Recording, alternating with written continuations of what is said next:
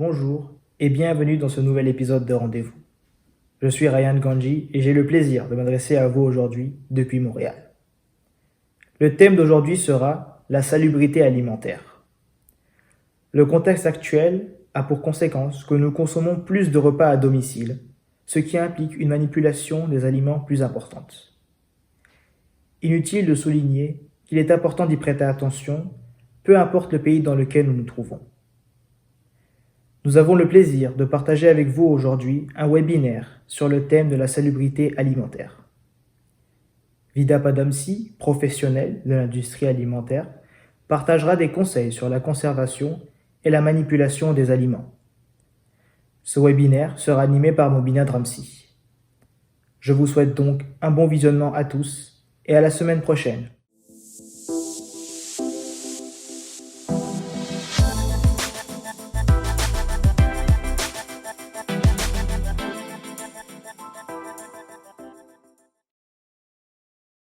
Yalimadat à tous et bienvenue dans ce webinaire. Mon nom est Mobina Dramsi et je vous accueille de Montréal afin d'en apprendre plus sur le sujet de la salubrité alimentaire à la maison. Que vous soyez seul à la maison ou que vous soyez confiné avec votre famille comme moi, ce webinaire est pour vous. Nous allons aborder les consignes de salubrité alimentaire et la prévention des maladies alimentaires, consignes particulièrement importantes en ce moment puisque beaucoup d'entre nous cuisinons de plus en plus à la maison. Nous allons également discuter des précautions supplémentaires à appliquer pendant la pandémie de Covid-19 que nous vivons en ce moment. Pour vous parler du sujet en détail, nous avons Vida Padamsi qui va nous rejoindre d'Ottawa. Vida possède une formation en salubrité alimentaire et 5 ans d'expérience en recherche et développement dans l'industrie alimentaire. Elle a agi en tant que co-dirigeante de l'équipe d'audit et de salubrité alimentaire pour la région du Québec et des Maritimes lors du Jubilé de Diamant. Elle est actuellement co-dirigeante du Comité national de salubrité alimentaire, collaborant avec les équipes d'audit à travers le Canada, veillant à ce que les consignes dans ce domaine soient respectées lors de nos célébrations Jamati. Accueillons donc maintenant Vida. Merci Mobina. Yalimadat tout le monde et merci de nous avoir rejoints aujourd'hui. Nous allons regarder plusieurs aspects sur le sujet de la salubrité alimentaire à la maison, par exemple COVID-19 et la salubrité alimentaire, l'intoxication alimentaire, comment faire de l'épicerie en prenant des mesures sécuritaires, l'emballage et l'entreposage des aliments, l'importance de l'hygiène des mains, comment manipuler des aliments de manière salubre, la livraison et les plats emportés qui sont plus populaires en ce moment, et le lavage et la désinfection. Et à la fin du webinaire, nous allons avoir une FAQ. Cette présentation vous transmettra quelques infos sur la COVID-19, mais elle se concentre principalement sur des informations et des conseils sur des méthodes sécuritaires de manipulation des aliments. Il n'y a présentement aucune preuve qui indique que le virus de la COVID-19 peut être transmis par la nourriture ou par les emballages alimentaires. Toutefois, il est essentiel de toujours suivre de bonnes pratiques d'hygiène en manipulant des aliments. Ce sont des pratiques que les experts en salubrité alimentaire ont suivies même avant la COVID-19, car elles diminuent les risques d'attraper une maladie d'origine alimentaire. Nous allons regarder plus en détail dans les prochaines diapositives quelles sont ces bonnes pratiques. Étant donné que les médecins et le système de santé sont déjà surchargés par les patients atteints de la COVID-19, ce n'est pas le moment d'attraper une intoxication alimentaire. Donc, il est super important toujours, mais surtout en ce moment, de pratiquer la manipulation sécuritaire des aliments. Alors, comment définir le terme salubrité alimentaire? La salubrité alimentaire comprend des pratiques utilisées pour assurer la salubrité de nos aliments et que les aliments soient exempts de microbes nocifs et d'autres contaminants. La salubrité alimentaire peut être accomplie par le lavage des mains et des surfaces, la séparation de la viande crue des autres aliments, la cuisson jusqu'aux bonnes températures internes et la conservation des aliments à la température recommandée. En général, la salubrité alimentaire vous aiderait à prévenir une intoxication alimentaire et elle est essentielle surtout en ce moment parce que beaucoup de membres du Jamaat passent de plus en plus de temps chez eux et cuisinent de plus en plus aussi. Maintenant, nous allons regarder les facteurs de risque ainsi que les signes et les symptômes associés à une intoxication alimentaire. Saviez-vous qu'il y a environ 4,25 millions de Canadiens touchés par une maladie d'origine alimentaire à chaque année? Il y a environ 39 000 hospitalisations et jusqu'à 600 décès chaque année. Et l'individu moyen est touché par une maladie d'origine alimentaire 15 fois dans sa vie.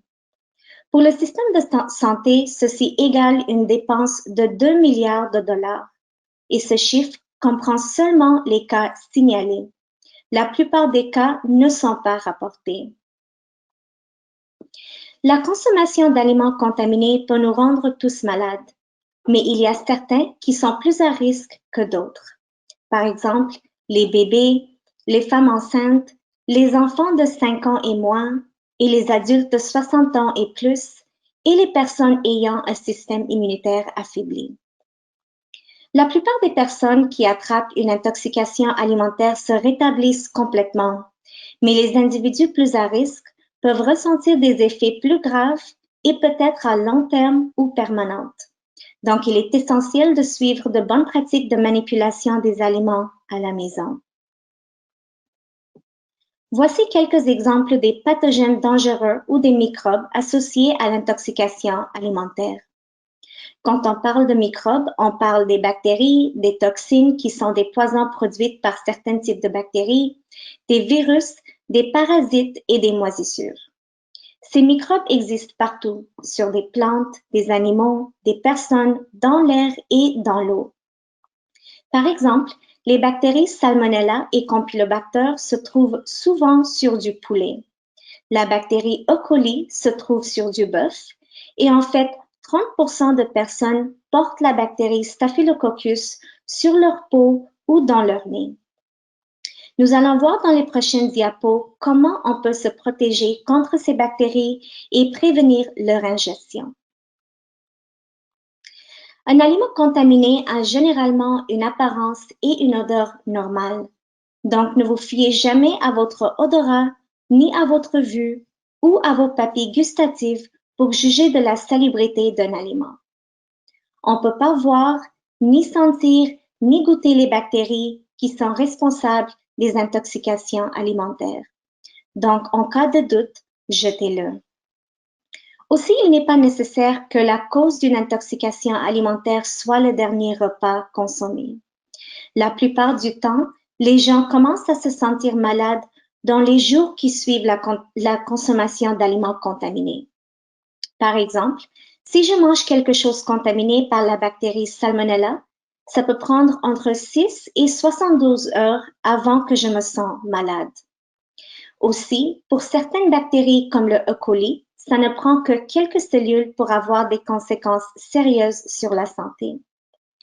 Les pathogènes pourraient aussi se propager si vous entrez en contact avec une personne infectée, si vous touchez un animal avant de manger et si vous vous baignez dans des piscines de récréation. Les symptômes principaux d'une intoxication alimentaire rassemblent à ceux de la gastro, de la diarrhée, des nausées et vomissements, des crampes, de la fièvre et de la déshydratation sévère. Les autres symptômes incluent ceux rassemblant à la grippe.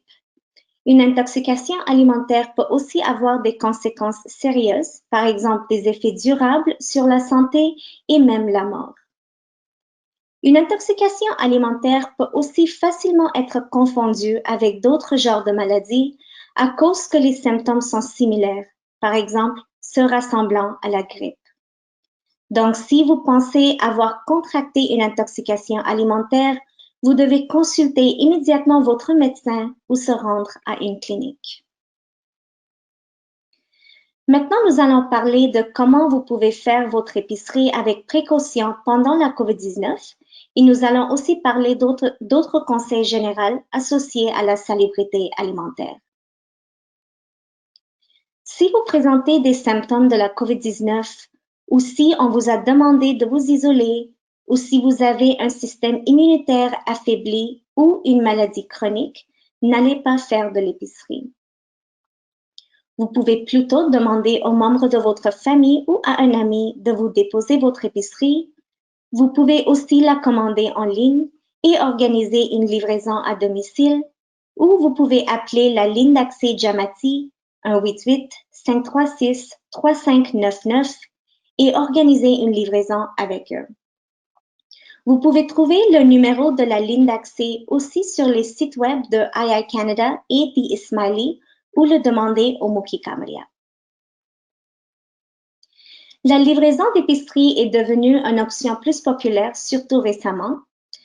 Donc, afin de respecter les directives de la distanciation sociale, il est important d'éviter un transfert direct des sacs d'épicerie et vous tenir à 6 pieds ou 2 mètres du livreur.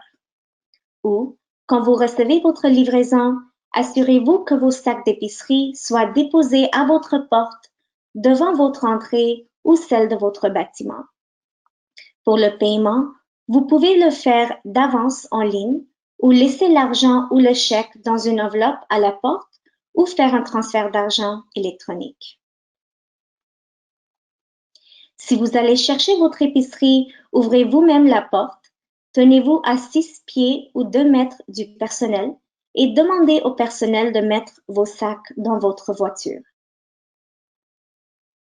L'hygiène des mains de façon efficace est essentielle aussi. Lavez vos mains avant de partir de chez vous et évitez de toucher votre visage lorsque vous faites de l'épicerie. Suivez les directives et signalisations dans les épiceries. La plupart d'épiceries ont maintenant des allées à sens unique. Tout ça aiderait à croiser le moins possible d'autres personnes lorsque vous faites votre épicerie. Apportez du désinfectant pour les mains à base d'alcool pour essuyer le chariot, pour désinfecter vos mains après avoir touché des surfaces que d'autres personnes ont probablement touchées avant vous, et aussi pour désinfecter vos mains après avoir déposé vos sacs dans votre voiture. Vous pouvez aussi utiliser le désinfectant fourni par le personnel à l'épicerie. En général, il est recommandé de faire de l'épicerie aux heures les moins achalandées. Beaucoup d'épiceries présentement réservent leur première heure d'ouverture exclusivement aux personnes âgées et aux personnes souffrant de maladies chroniques. Normalement, à l'heure d'ouverture, les épiceries et les surfaces viennent d'être nettoyées, donc il est plus sûr que les individus à risque fassent leur épicerie pendant cette plage horaire. Et comme on vient de parler, la plupart d'épiceries ont maintenant des allées à sens unique pour que vous puissiez suivre les mesures de distanciation sociale. Mais dans des cas où il est difficile de pratiquer la distanciation sociale, portez un masque. En pratiquant des méthodes sécuritaires de manipulation des aliments, il est important de toujours séparer la viande crue des autres aliments dans votre chariot pour éviter la contamination croisée. Vous pouvez aussi mettre la viande crue dans des sacs de plastique qui se trouvent d'habitude dans la section de fruits et légumes. Si vous utilisez des sacs réutilisables ou des bacs pour empaqueter votre épicerie, gardez un seul sac ou bac pour les viandes crues pour qu'elles ne contaminent pas les autres aliments et identifiez-le pour que vous puissiez l'utiliser la prochaine fois pour le même type d'aliment.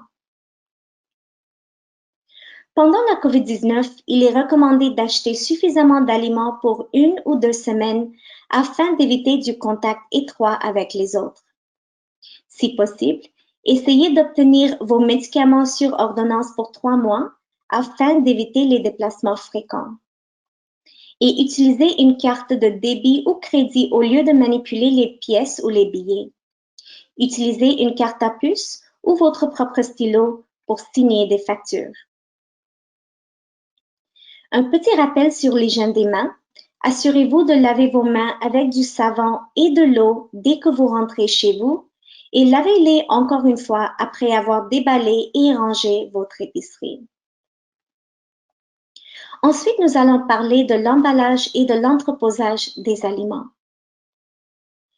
Il n'est pas nécessaire de désinfecter l'extérieur des emballages car il y a très peu de données concernant la survie du virus sur le carton et les surfaces dures et le risque associé à la manipulation des aliments et des emballages alimentaires est très faible. Toutefois, si vous préférez, vous pouvez essuyer la surface des emballages avec un linge mouillé et du savon ou une lingette désinfectante et laisser sécher à l'air libre. Après avoir rangé votre épicerie, assurez-vous de laver vos mains ainsi que les comptoirs et les surfaces. Quand vous désinfectez des surfaces, suivez les directives du manufacturier concernant le temps du repos du désinfectant sur la surface avant de l'essuyer. Il y en a avec des temps de repos de 10 à 15 minutes ou même 5 minutes. Il est important de bien essuyer le désinfectant de la surface pour qu'il ne contamine pas les aliments que vous allez préparer sur ces surfaces, car ça pourrait provoquer une intoxication chimique. En entreposant des aliments dans le frigo ou le congélateur, il est important de s'assurer que votre frigo soit toujours à 4 degrés Celsius ou moins et votre congélateur soit toujours à moins 18 degrés Celsius ou moins. Vous pouvez acheter des thermomètres de frigo et congélateur à l'épicerie et voici quelques images sur la diapo pour vous donner une idée. En respectant ces températures, vous pouvez garder vos aliments en dehors de la zone de danger. La zone de danger existe entre les températures de 4 degrés Celsius et 60 degrés Celsius et elle s'appelle une zone de danger parce que les bactéries peuvent se développer rapidement entre ces températures. Dès que vous rentrez chez vous de l'épicerie, mettez les aliments périssables au frigo ou au congélateur. Si vous coupez vos fruits et légumes, gardez-les au frigo aussi. Et si vous avez acheté de la viande, de la volaille, du poisson ou des fruits de mer crus, il est recommandé de les cuire dans les 2 ou 3 jours ou vous pouvez les congeler pour plus tard. Si vous achetez de la charcuterie, consommez-la dans les 2 à 3 jours après ouverture. Pour entreposer vos aliments de façon efficace, suivez le principe de premier entrée, premier sortie. Cela est un principe fréquemment utilisé dans le domaine de restauration et dans l'industrie, et cela signifie que les premières épiceries que vous achetez devraient être les premières que vous utilisez. Comme ça, vous gardez toujours une rotation appropriée des aliments et vous évitez de laisser traîner des aliments expirés. Voici un exemple de comment organiser votre frigo pour prévenir la contamination croisée entre les aliments. Sur la tablette du haut, nous entreposons tous les fruits et légumes, sauf ceux normalement entreposés dans le bac à légumes. Sur la tablette du milieu, nous entreposons du beurre, des fromages et de la charcuterie. Sur la tablette du bas, nous entreposons de la viande crue et les restes de repas. La raison pour laquelle la viande crue est entreposée sur la tablette du bas est pour que les jus de la viande ne coulent pas sur les autres aliments. La tablette du bas est aussi la partie la plus froide du frigo. Et en général, avec la viande crue, il est essentiel de toujours la garder séparée des autres aliments. Dans le bac à légumes, nous entreposons du laitue, de l'épinard, du céleri, des melons, etc. Et dans la porte, nous entreposons des vinaigrettes et condiments, ainsi que des jus de fruits. La porte est la partie la plus chaude du frigo. Essayez aussi de ne pas surcharger votre frigo et congélateur, car cela préviendra une circulation efficace de l'air froid. Maintenant, la façon efficace de s'assurer l'hygiène des mains.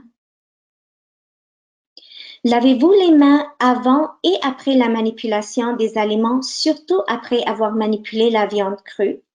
Lavez-les avant de consommer des repas ou des collations, après avoir toussé, éternué ou vous être mouché, après être allé aux toilettes, après avoir touché un animal de compagnie, après avoir changé la couche et après être rentré chez vous. Par exemple, si vous venez de regarder dans la boîte à lettres ou vous venez de sortir les déchets.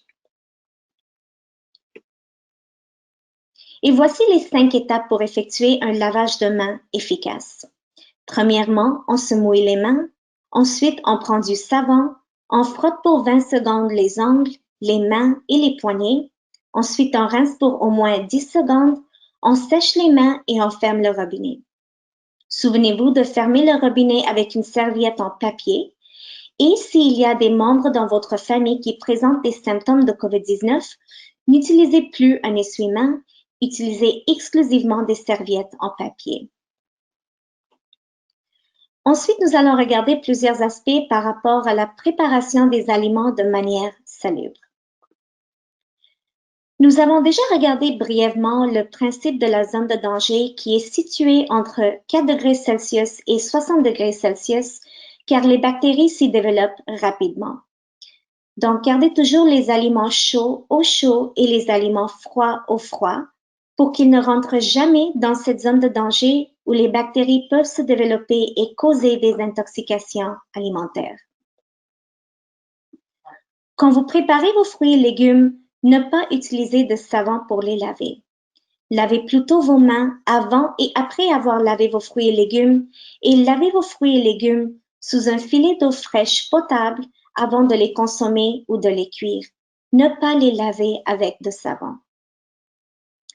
Pour des fruits et légumes avec une peau dure, par exemple des courges, des carottes, des patates et des melons, vous pouvez utiliser une brosse à légumes. Aussi, quand vous préparez des fruits et légumes, coupez les parties endommagées ou meurtries car les bactéries pourraient s'y développer. Quand vous décongelez des aliments, ne pas les décongeler sur le comptoir ou à la température pièce. C'est parce que pendant cette période de décongélation à la température pièce, les aliments peuvent entrer dans la zone de danger et les bactéries peuvent se développer. Donc, pour décongeler des aliments de façon salubre, mettez-les dans votre frigo ou sous un filet d'eau fraîche. Vous pouvez aussi les décongeler au micro-ondes ou les faire cuire du surgelé. Une fois que l'aliment est décongelé, il n'est pas recommandé de le remettre au congélateur. Cuisez-le immédiatement et ensuite congelez le repas cuisiné. Aussi, notons que si vous décongelez la viande crue, assurez-vous de laver et désinfecter toutes les surfaces, les éviers et les ustensiles qui ont rentré en contact avec la viande crue et n'oubliez pas de laver vos mains. Quand vous préparez la viande crue avant sa cuisson, il y a tendance à la laver. Il est important de noter que l'eau utilisée pour le lavage pourrait disperser les bactéries de la viande crue et contaminer les autres aliments, les mains, les vêtements, les surfaces de travail et les équipements de cuisine. La seule façon de tuer des bactéries dans la viande crue est la cuisson jusqu'aux températures adéquates. Nous discuterons cela plus en détail dans les prochaines diapos. Un autre principe de la salubrité alimentaire est éviter la contamination croisée pendant la préparation des aliments. Utilisez des planches à découper séparées pour les aliments cuits et crus. Si vous n'avez qu'une seule planche à découper, lavez et désinfectez-la entre chaque manipulation des aliments crus et cuits. Aussi, nous avons tendance à garder nos planches à découper pendant longtemps. Donc, si vous voyez que vos planches ont beaucoup de fissures et coupures, il est temps de la remplacer. En général, quand vous manipulez des aliments crus et cuits, n'utilisez pas les mêmes assiettes ou ustensiles. Par exemple, il fait beau dehors et la saison du barbecue est là. Donc, ne placez pas la viande cuite dans la même assiette et avec les mêmes ustensiles utilisés pour apporter la viande crue au barbecue. Les bactéries dans le jus de la viande crue peuvent se propager aux aliments cuits et causer une intoxication alimentaire. Et lavez-vous les mains à l'eau chaude savonneuse pendant au moins 20 secondes avant de manipuler la viande crue et après l'avoir cuite. Quand vous mettez la viande sur le barbecue, il est important que la température interne adéquate soit atteinte. La couleur n'est pas un indicateur fiable que la viande est propre à la consommation. La viande peut brunir même avant que toutes les bactéries soient tuées. Seule la chaleur peut tuer les bactéries qui causent une intoxication alimentaire et seule la cuisson d'un aliment à sa température de cuisson interne recommandée peut vous aider à vous assurer que l'aliment peut être mangé en toute sécurité. Il faut donc utiliser un thermomètre numérique pour aliments pour vérifier que les températures internes de cuisson ont été atteintes. Et n'oubliez pas de toujours laver le thermomètre à l'eau chaude savonneuse entre les lectures de température pour éviter la contamination croisée. Voici quelques exemples de température interne adéquate. 82 pour du poulet, 74 pour une quiche, 71 pour des burgers et des steaks, 70 pour du poisson et 74 pour des œufs. Pour vérifier la température de la viande cuite, retirez-la du feu et mettez-la sur une assiette propre. Insérez le thermomètre dans la partie la plus épaisse de la viande. Si vous faites cuire un hamburger, vous devez insérer le thermomètre dans le côté jusqu'au milieu de la boulette. Et quand vous cuisez plusieurs morceaux de viande, assurez-vous de vérifier chaque morceau car il arrive que la chaleur soit inégale. Comme nous avons déjà parlé, il est important de garder les aliments chauds au chaud et les aliments froids au froid pour qu'ils ne rentrent pas dans la zone de danger. Donc, si vous ne prévoyez pas de manger un repas cuit tout de suite, gardez-le à chaud à 60 degrés Celsius ou plus. Alors, nous avons parlé de la cuisson des aliments, maintenant le refroidissement. Il y a plusieurs façons de refroidir des aliments de façon salubre. Vous pouvez le refroidir dans un bain d'eau glacée, vous pouvez utiliser de grands contenants plus profonds ou vous pouvez le diviser en plus petites portions pour accélérer le refroidissement au frigo. Quelle que soit la façon que vous utilisez, assurez-vous de refroidir ou congeler les aliments dans les 2 heures pour les garder en dehors de la zone de danger. Identifiez vos contenants, suivez le principe premier entrée, premier sortie et mangez les restes dans les 2 ou 3 jours suivants. Assurez-vous aussi de ne pas surcharger votre frigo afin de permettre une circulation efficace de l'air froid. Ensuite, la livraison et les repas à emporter, 2 options qui sont plus populaires en ce moment. Donc, afin de continuer à pratiquer les directives de la distanciation sociale, évitez tout contact direct avec les livreurs et tenez-vous à 6 pieds ou 2 mètres. Assurez-vous que votre livraison soit déposée à votre porte, devant votre entrée ou celle de votre bâtiment. Payez d'avance en ligne pour la commande ou laissez l'argent ou le chèque dans une enveloppe à la porte ou faites un transfert d'argent électronique. Il n'est pas nécessaire de désinfecter l'extérieur des contenants pour les aliments. Il y a très peu de données sur la COVID-19 là-dessus et le risque est faible. Mais par précaution, quand vous recevez votre repas, mettez-le dans une assiette ou transférez-le à un contenant propre. Comme d'habitude, lavez vos mains et lavez et désinfectez les surfaces. Consommez tout de suite votre repas. Si vous n'allez pas manger le repas au complet, réfrigérez le reste dès que possible ou dans les 2 heures suivantes pour que la température du repas ne descende pas vers la zone de danger. Pour un refroidissement rapide, vous pouvez diviser le repas en plus petites portions et quand vous le réchauffez, assurez-vous d'atteindre une température interne de 74 au milieu.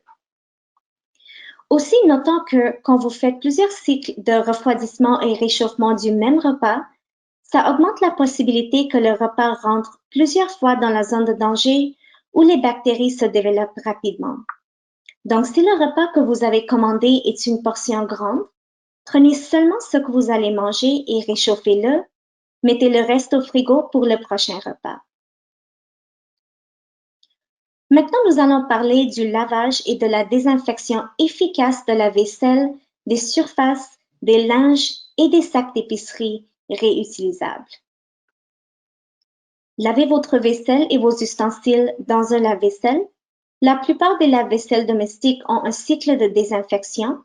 Aussi, le cycle de séchage est assez lent et chaud pour désinfecter. Si vous n'avez pas un lave-vaisselle ou si la vaisselle n'est pas lavable au lave-vaisselle, utilisez la méthode de l'évier à 2 compartiments. Commencez par racler les saletés et les particules d'aliments des ustensiles et des casseroles. Ensuite, dans le premier évier, lavez les ustensiles et casseroles dans de l'eau tiède savonneuse et rincez sur de l'eau courante tiède. Ensuite, mettez la vaisselle dans le deuxième évier pour la désinfecter. La solution désinfectante se fait avec une demi-cuillère à thé d'eau de javel et 4 tasses d'eau. Laissez tremper la vaisselle pendant 2 minutes dans cette solution. Ensuite, mettez vos ustensiles et casseroles sur un égouttoir à vaisselle et laissez sécher à l'air libre. Le lavage et la désinfection des surfaces est essentiel avant et après chaque usage et surtout après avoir manipulé la viande crue sur ces surfaces. Vous pouvez faire la même solution désinfectante pour les surfaces aussi. Commencez par laver la surface avec une solution détergente chaude. Ensuite, rincez avec de l'eau propre. Ensuite, pulvérisez avec la solution désinfectante et laissez sécher la surface à l'air libre. Quand vous lavez et désinfectez des surfaces, utilisez soit des serviettes en papier ou des linges, mais assurez-vous de changer vos linges quotidiennement ou tout de suite après avoir essuyé des jus de viande crue afin d'éviter la contamination croisée. Les 3 images en bas démontrent la croissance des bactéries. Celui du gauche montre le nombre de bactéries qui se trouvent sur des linges, celui du milieu des bactéries qui se trouvent sur des comptoirs et surfaces de cuisine, et celui du droite des bactéries qui se trouvent sur des doigts d'une personne. Dans chacun de ces images, il y a des milliers de bactéries et pour celui comme le E. coli, il ne prend que 10 cellules pour se rendre sérieusement malade. Donc, le lavage et la désinfection efficace est aussi essentiel que les autres pratiques de salubrité alimentaire que nous venons de voir aujourd'hui. Finalement, si vous utilisez des sacs d'épicerie réutilisables, lavez-les fréquemment car ils se contaminent facilement, surtout avec des jus de la viande crue. Nous allons maintenant regarder notre FAQ et j'aimerais inviter ma collègue Mubina pour la discussion. Merci Vida. Alors, voici la première question. Est-ce que la cuisson peut tuer le virus de la COVID-19? Il n'y a actuellement aucune preuve scientifique qui démontre que la nourriture soit une voie de transmission de la COVID-19, mais par hasard, si le virus est présent, oui, il peut être tué si vous cuisez jusqu'aux températures internes minimales recommandées pour la salubrité des aliments. Et en général, vous pouvez réduire votre risque d'infection en suivant les méthodes sécuritaires de manipulation des aliments. Intéressant. Et si un membre de ma famille a été testé positif à la COVID-19, est-ce qu'il devrait cuisiner ou manipuler des aliments à la maison? Non, quelqu'un qui a contracté la COVID-19, même si la personne présente des symptômes bénins, ne devrait pas cuisiner ou manipuler des aliments. En fait, la personne devrait utiliser des ustensiles séparés du reste de la famille. Mais dans les cas où la personne aimerait cuisiner, il ou elle devra cuisiner seule et laver et désinfecter ses ustensiles ainsi que les surfaces. Très bien. Et maintenant, une question plus pratique. Quelle est la différence entre le lavage et la désinfection? Est-ce que je peux substituer l'un pour l'autre? Le lavage et la désinfection sont 2 opérations complètement différentes. Elles sont pas interchangeables et elles ont 2 différents objectifs. Alors, le lavage qui se fait avec du savon et de l'eau tiède vise à déloger les particules d'aliments et les saletés des surfaces qui entrent en contact avec les aliments. La désinfection, c'est l'étape qui suit le lavage après que la surface soit bien nettoyée. Et son objectif est de réduire à un niveau sécuritaire le nombre de micro-organismes présents sur ces surfaces. Donc, commencez toujours par le lavage et terminez par la désinfection. D'accord, mais est-ce qu'il est sécuritaire d'acheter et de consommer des fruits et légumes non emballés de l'épicerie? Parce que si quelqu'un a été infecté par la COVID-19, qui les a touchés, et est-ce qu'elle peut m'infecter aussi? Cette inquiétude est complètement compréhensible. Premièrement, quelqu'un qui est infecté par la COVID-19 ne devrait pas sortir du tout de chez lui, Mais s'il y a des porteurs asymptomatiques du virus, il se peut qu'il ait touché des fruits, des légumes ou n'importe quel aliment. Par conséquent, ce qui peut vous aider à réduire le risque d'infection et de vous assurer de manipuler vos aliments de manière salubre. Donc, lavez vos fruits et légumes, lavez vos mains et lavez et désinfectez les surfaces chez vous qui ont entré en contact avec ces aliments. Très bon conseil. Ensuite, par rapport à la méthode de l'évier à 2 compartiments pour laver la vaisselle, si je n'ai qu'un seul évier, quelle procédure dois-je suivre? Si vous n'avez qu'un seul évier, vous pouvez faire l'étape de lavage et rinçage dans cet évier et ensuite remplir le même évier avec la solution désinfectante pour effectuer l'étape de désinfection. Ou bien vous pouvez prendre un gros bac pour désinfecter la vaisselle. Normalement, chez nous, nous faisons seulement l'étape de lavage avec du savon et de l'eau tiède et ceci est suffisant si elle est faite soigneusement. Mais si vous aimeriez ajouter l'étape de désinfection, vous pouvez soit utiliser le même évier ou acheter un gros bac pour laisser tremper vos ustensiles. Merci Vida. Autre question très importante. J'entends différentes informations sur la COVID-19 de plusieurs sources. Quelles sont les sources fiables auxquelles je peux me référer? Vous pouvez vous référer au site du World Health Organization, WHO, Centers for Disease Control and Prevention, CDC, l'Agence de la santé publique du Canada et aussi votre département de santé local. Tous ces sites web vous donneront des infos et des conseils fiables sur la COVID-19 par rapport à la salubrité alimentaire. D'accord. Et à la maison, concernant les planches à découper, est-ce que celles en bois sont meilleures que celles en plastique? Vous pouvez utiliser l'un ou l'autre, les deux sont bons. Mais il est important de noter ici que si vous avez des planches en bois ou en plastique qui ont été utilisées pendant longtemps et qui ont plusieurs fissures et coupures, elles peuvent devenir un refuge pour des bactéries nocives. Donc, assurez-vous que vos planches à découper sont toujours bien entretenues et remplacez-les si vous voyez beaucoup de fissures et coupures. Et à propos des réfrigérateurs, on sait que dans le passé, nos réfrigérateurs n'étaient pas aussi efficaces qu'ils le sont aujourd'hui. Donc nos parents gardaient les repas chauds sur le comptoir pour qu'ils baissent en température avant de les mettre au frigo. Certains de nos parents font encore cela aujourd'hui. Est-ce sécuritaire? C'est une bonne question concernant encore le principe de la zone de danger. Donc, si je mets mon repas chaud fraîchement préparé dans le frigo, cela peut stresser le cycle de refroidissement et ainsi augmenter la température des autres aliments autour de ce plat. Il est donc recommandé de refroidir le repas le plus vite possible. Nous avons parlé de différentes façons dont vous pouvez faire ça.